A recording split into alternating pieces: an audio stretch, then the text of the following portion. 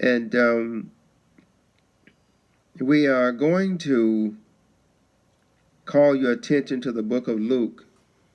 We want to see why Jesus came, and we want to see why the antichrist will come.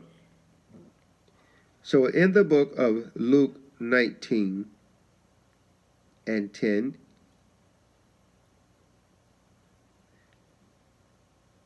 and it says, "For the Son of Man," he's talking about Jesus, Jesus is doing the talking here, "is come to seek and to save that which was lost."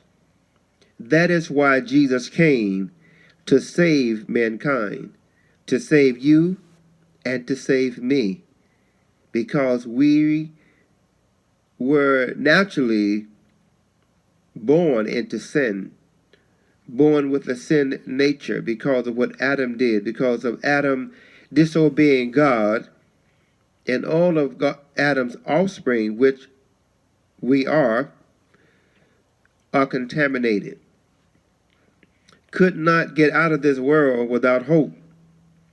And so Jesus came and died for us to bring us hope, to give us eternal life. So if you're out there somewhere and you feel like you don't have hope, Jesus is hope. Jesus is peace that passes all understanding. He is a Prince of Peace. So if you've tried everything and it's not working for you, try Jesus. What do you have to lose? Give it a chance. Give him a try. But that's why he came. We want to establish the reason why Jesus came. We want to establish the reason why the Antichrist will come on the scene. And of course, we know anti means the opposite of. So the Antichrist is the opposite of Christ. And he also comes with the opposite purpose. He comes with a purpose to kill, steal, and to destroy. But Jesus came that you might have life, and that we might have it more abundantly. So, in the book of John 10, we're going to go there for a second. St. John, chapter 10. And we're going to start at verse 10. "And he said, The thief cometh not, but for to steal, and to kill, and to destroy." That's what the devil has come to do, and that's what the Antichrist is coming to do, because the devil is going to be in a man, manifest himself in a man, and that man is called the Antichrist. Whoever he be, we don't know who he is. God only knows who he is. But one day he will be revealed. And that is what the devil has come to do, and is going to use that man of sin, or that man of perdition, to do.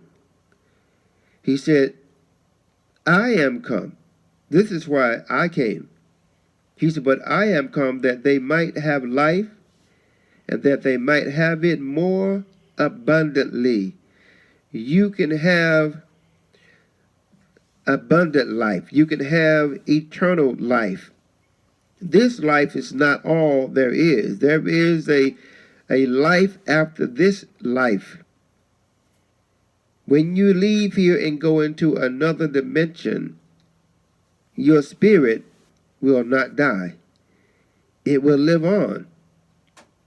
But what would be the quality of your eternal existence? Will it be eternal torment or will it be eternal life? It is up to you. Jesus came that you could have eternal life. That's what abundant life. Living in this world now, this is not abundant life. This is existing. You will not have abundant life and eternal life until you leave here. But Jesus came that we can be ready, that we can be prepared. He said, I am the good shepherd. The good shepherd giveth his life for the sheep. The devil is not giving his life. The devil has come to take life. And so will it be when the antichrist is on the scene.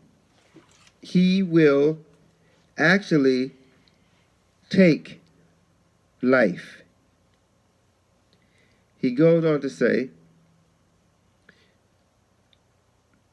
I think we're going to stop right there. I think we'll stop right there, right? That he is the good shepherd, and Jesus said, "No man taketh my life, but I lay it down. I have power to lay it down, and I have power to take it again." So Jesus gave up the ghost on the cross before they came to break his legs, that he could die faster. Jesus had already dismissed his spirit. So when they came to him, excuse me, he was already dead. So no man took his life. And after he had laid in the grave for 3 days, he put life back into his body. You say, well, how is that possible? The Bible lets us know with men things are impossible, but with God, all things are possible. And Jesus is God, manifest in the flesh. So the human side of God, which was Jesus, the fleshly side of God, it died. But the divine side could not die. God as a spirit cannot die. So he made himself a body to make an atonement for mankind. It is only through Jesus that you're going to get out of this world with hope. Hope only comes through him. He said, no one comes to the Father but by him. He said, I am the door. Jesus is the door. If you're going to get to heaven, you got to come through Jesus. He's the door. And he made a way for us. Now, let's take a look and see why the Antichrist is going to come. And don't let anyone tell you that they know who the Antichrist is. People have tried to say who was the Antichrist, but they have failed. Because only when God reveals who the Antichrist is, and he has not done that yet. So we still do not know. Is the Antichrist among us now, living among us now? Very well, it could be. He could be. But we don't know that. Because Jesus may not come for another 50 years, 100 years. We don't know when Jesus is coming. So, therefore, between the next 50 to 100 years, the Antichrist could be born. So we really don't know. Alfonso Coble at sbcglobal.net